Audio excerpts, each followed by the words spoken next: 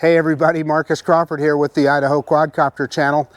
Hey, we're just going to do another kind of a mini update here, talk about the Hubsan Zino Mini Pro that's coming out, and of course the little Fimi X8 Mini.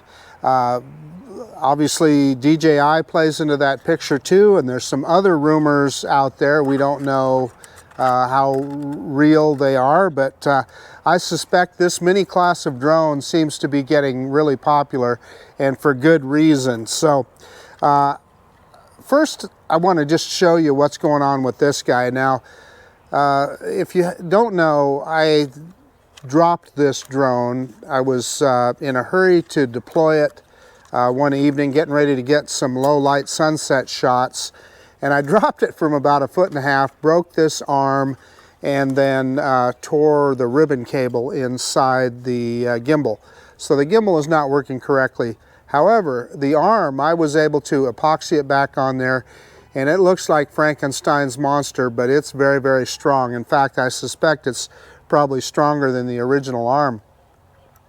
So what I want to do today is just take this guy up and fly it. And we know the gimbal, we're not going to get good video out of it, but I just want to see how the drone flies and see how it does. So we'll do that. But also there's more developments with regard to the Hubsan Zino Mini Pro.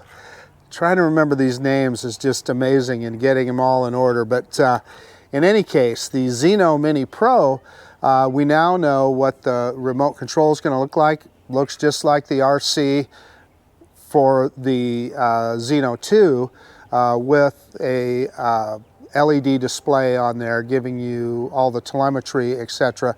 And I can tell you that I was impressed with the one on the Zino 2. Hubsan did a really good job of improving the sticks on it and the flight controls. The original Hubsan Zino, that controller felt kind of toy grade. The Zino 2, they really improved that, and it's a much better controller. So if that's the controller that they're going to use for their little mini, I see no problem with that. That's a good sign. It is a different color. It's gray as opposed to white on the Zino 2. And we'll see what other differences. They're advertising Sync Lease 3, so no doubt there's different electronics in there to accomplish that. The other thing is they're showing, for when you get multiple batteries, they're showing a charge hub, and it's an interesting looking hub. What we don't know yet is whether it charges all the batteries at once or whether it just charges them one at a time like DJI does. In any case, it looks like a good little situation. And then also you can order what they call the portable package that includes a carrying bag. Now, I have that with my Zino 2 Plus, and obviously it's going to be different because that's a much bigger drone. But I can tell you, Hubsan built a really nice carrying case or bag for that drone. So I suspect we would expect to see something similar with the Zino Mini Pro. So anyway, I'm excited. I ordered one. I ordered it directly from the Hubsan Worldwide website. And it's worth mentioning that there's 2 Hubsan labeled websites that you can order from. There's Hubsan US, and Hubsan US is a reseller, but they typically price similar to what Hubsan, the Hubsan Worldwide website does, and they are based, I believe, in New York. But they are a reseller, but it's a legitimate place to get your drone for sure. But I ordered from the Hubsan official website, and what we hope is that they'll ship that out sooner rather than later. Now, we've heard from multiple sources now that the drone is going to be released on, excuse me, I almost said January, on June 15th. So June 15th, we should see that drone. So does that mean they're going to ship it and we'll have it in our hands by June 15th? You know, what all, we don't exactly know that. But, you know, if we get the drone in our hands a week or two after that, I'll be really happy. And obviously, anxious to see that drone for everything that it brings to the table. And we won't go into all that because there's been plenty of videos made about everything that Hubsan's doing with that drone. I do want to touch on one more subject though with regard to the Zino Mini Pro. Hubsan, what they really need to do if they want to get on par with DJI or be able to compete with DJI, almost as important as anything else is service after the sale, customer service. And I know in the past they had a place in California that they could service your drones. I don't think that, while that address is still there, I don't believe they still operate repair services there. And I've heard a lot of complaints from people about trying to get their Hubsan drones serviced. I don't have any personal experience with it. I haven't had to do that, but what they really have to have is like a website, a support page, either on the web or on Twitter or Facebook or something where you can get help with your drone and get it repaired and get repair parts if necessary. That's one of the things that I found out with this guy, with Fimi. I think this is a pretty fine little drone. I mean, you saw my issues with the gimbal shake. I kind of have a feeling that the ribbon cable on my gimbal might have been defective even before I dropped it, but that's a whole nother subject. But the fact is, I am unable to get a replacement ribbon cable for this. I talked to Hubsan support. Basically, they said they can't sell parts, but if I wanted to mail it back to China, they would certainly repair it for me and mail it back. Well, I paid $319 for this drone. I mean, you can imagine you would have that much or half that much probably in sending it off to get it repaired. So in the meantime, and I've spoke about this before, I've got another Fimi X8 Mini coming. My friend Jet Martin decided he didn't want his order, so he allowed me to take that order over. He ordered from B&H, so he just redirected it to get mailed to my house. So hopefully that will show up in the next few weeks and we can be flying a fully functional Fimi X8 Mini again. But in the meantime, I glued the leg back on here, and yeah, let's just see how this guy flies. We'll just fly it around here a little bit. And the other thing is, you probably see it on my hat here. I've got, it's the first time I've used this Insta360 Go 2. So I'm going to fire this little guy up, and of course we'll have the GoPro that I'm recording this on right now. I just want to see how well it works and just kind of a trial run, so to speak. So I guess the other couple of rumors that I'd like to talk about is there's, of course, and I think these are just full-on fantasy at this point, but there's already rumors out there about a DJI Mini 3. Of course we'll see a Mini 3 from DJI, and of course it will be, I've no doubt they'll throw all of their engineering expertise at it, and it should be something really cool. There's really, I don't think there's anything concrete that we can report on that other than just rumors. So whatever DJI puts out, we know it's going to be cool, so that'll be interesting. But the other rumor that I think is very interesting is that Autel is working on a Mini. Now that's been floating around for a long time, but you're hearing it more and more now, so I don't know if there's anything to it or not, but I hope it is. I would love to see, again, another competitor for DJI. As much as I love DJI, I really would like to see another legitimate competitor for them, and no doubt Autel could do that. Autel already has a pretty good customer service department that we, spoke about earlier. So, and we know they build good, high-quality products. So, if they came out with a Mini, that would be something I would for sure be interested in. So that's about it with all the Mini news. Let's take the Fimi X8 Mini, and we're just going to take off here, put it up in the air, fly it around a little bit. And obviously we're not going to get any video off the drone.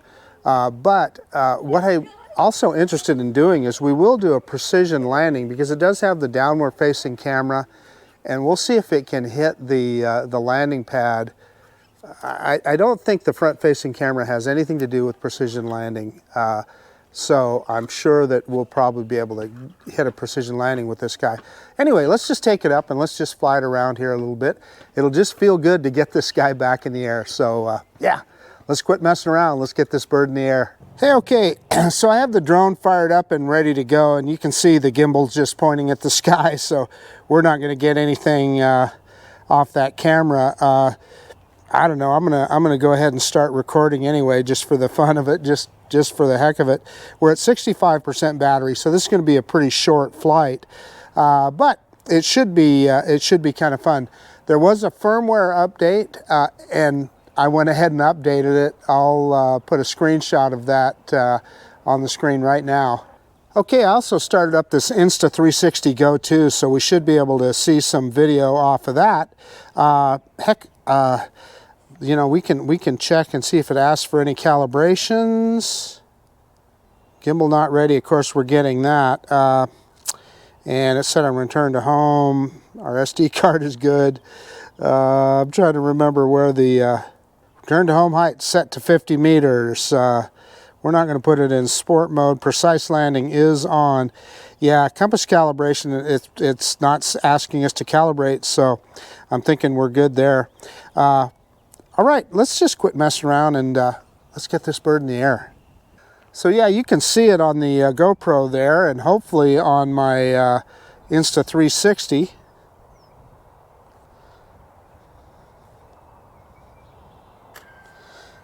And look at that, there she goes. And these,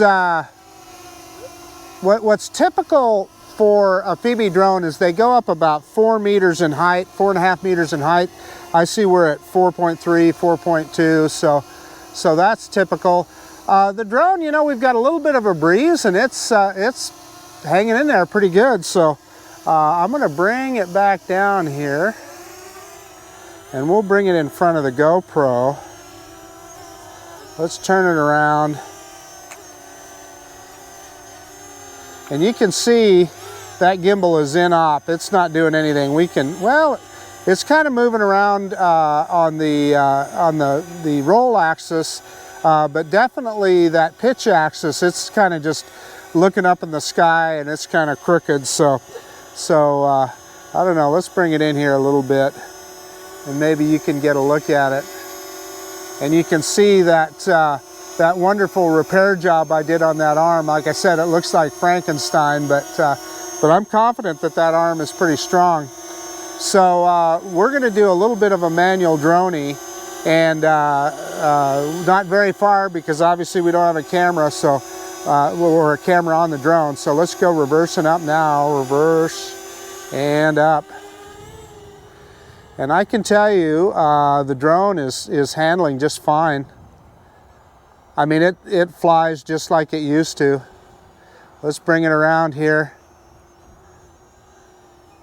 And hopefully, this is where we're gonna try out the camera on this, this Insta360, and see if that's working all right.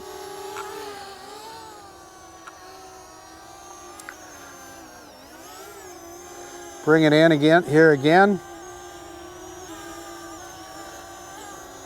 Let's move it out here. And just do a little fly around.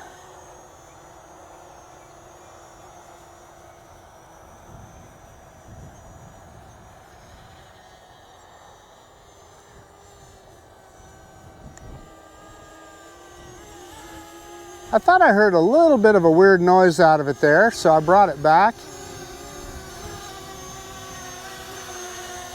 Looks good.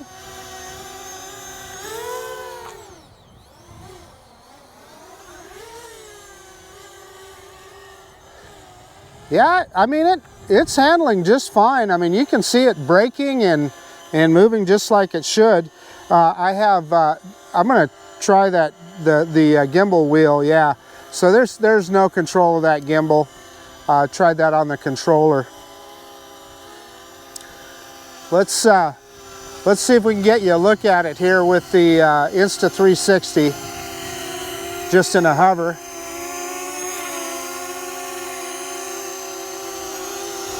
Yeah, she's looking good. I wonder if it will do like an orbit. Well, no, because it uses optical to do an orbit, so we wouldn't be able to do that. I just was curious. I wonder. Yeah, you know, for a second there, I was thinking maybe we'd try some of those automated features, but probably shouldn't push our luck. It's just a crying shame that ribbon cable is broken, because as you can see, it's flying good.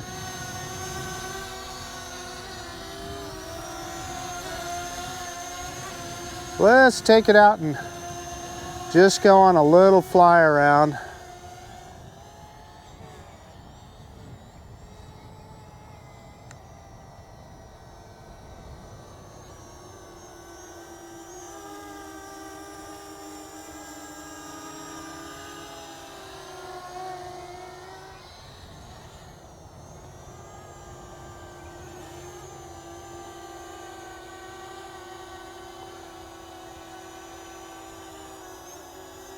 Yeah, I'm liking it.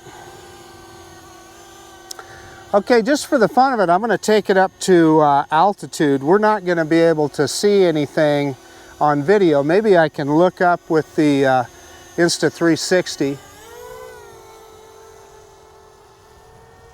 Push it back just a little. Yeah, there we are. We're up to 35, 36 meters. Let's bring her back down. I like the controls on this thing. It is a very responsive drone. It handles really well, and it ascends quickly. Let's drop it down, bring it in here. One of the things I've noticed about this guy is that it will, they're saying that it will ascend at 5 meters per second, which is fast. So we're just in regular mode here. Let's go full stick up, and we'll look on the app and we'll see how fast it ascends. Let me bring it down some more. And we're gonna go full stick up right now. Full stick up. And that's, 4 meters per second. Yeah, around 4 meters per second. So I wonder if that would change in, and it's coming down at about 2 meters per second, which is quick, which is good. I wonder if that would change if we put it in sport mode.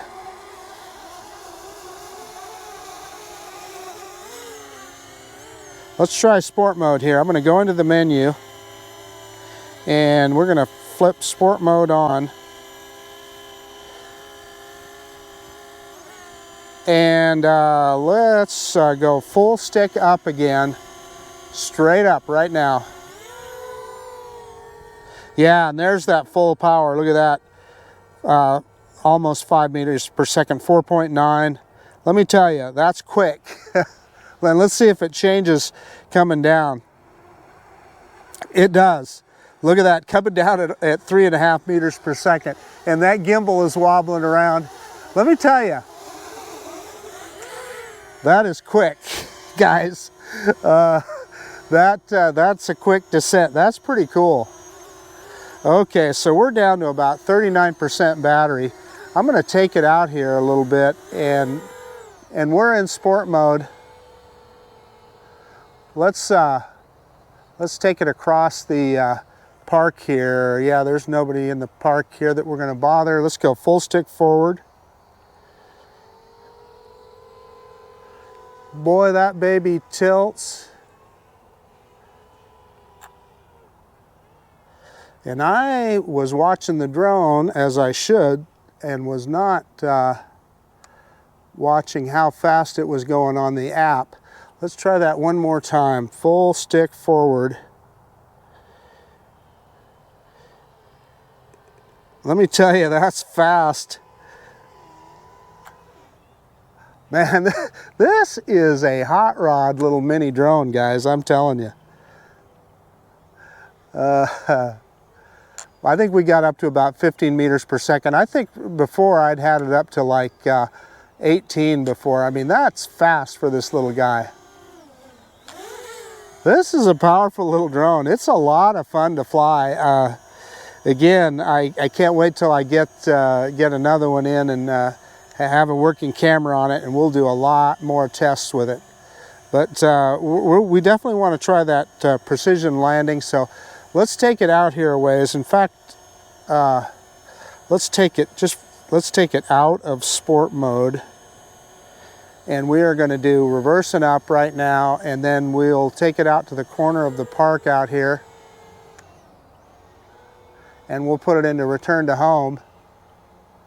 And let's see how close it gets to its landing pad here. Yeah, you can see we're getting pretty close there. We're into the yellow. So let's hit return to home on the app right now. Or you know what? I'm going to do it on the controller. Push the button on the controller, and it threw it into auto return. And the drone is coming home. Hopefully, I know it's going to be pretty tiny, but hopefully you'll be able to see it on the Insta360 video. It's, yeah, it's coming home slowly. I was just looking at the speed at which it's coming home. It kind of slowed down there for a second, and then it took off. Yeah, and it's giving us that low battery warning, so down to 28%. So.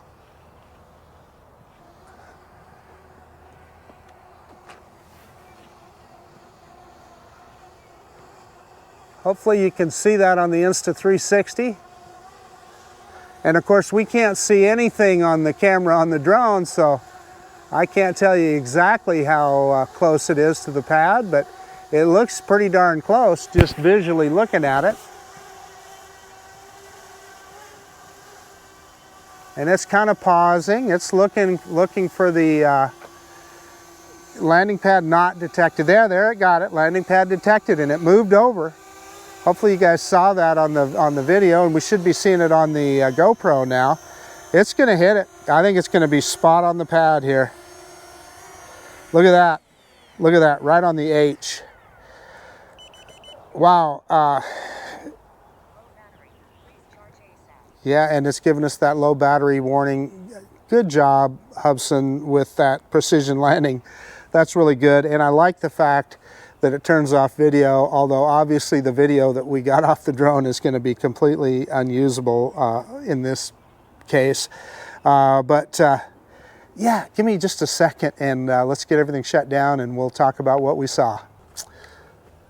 Okay guys, the Fimi X8 Mini, man, I was well pleased with what we saw with this guy.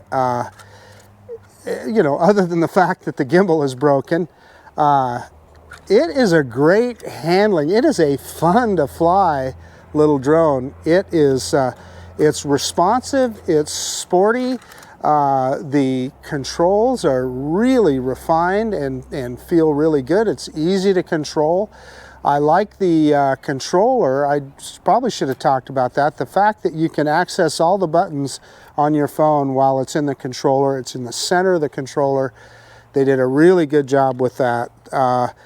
I just wish I had the opportunity to do more testing with the camera, and of course we will soon, yeah, just having a lot of fun with this guy. And those of you that picked it up for $319 on that initial buy on AliExpress or on B&H, I'm gonna say you probably got a pretty good deal.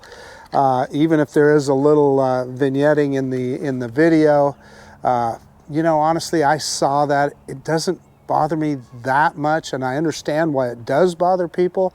It wasn't a deal breaker for me. The problem that I had with it was some of the jiggly video that I was getting with it. And of course, there's been firmware updates since then. Would that have corrected the problem I had? You know, we'll never know. But I'm looking forward to getting that other one. Anyway, just a ton of fun. Just really had a lot of fun with this guy. So I I guess that's about it. And we probably talked all you wanted to hear about any further mini news. So I'm going to say we'll call this a video. This is Marcus Crawford with the Idaho Quadcopter channel out. And if you like this kind of content, please consider subscribing to my channel. Most of all, I really do appreciate you taking the time to look at this video. And yeah, we'll see you on the next one. Bye now. Fimi X8 Mini, pretty cool little drone. Bye.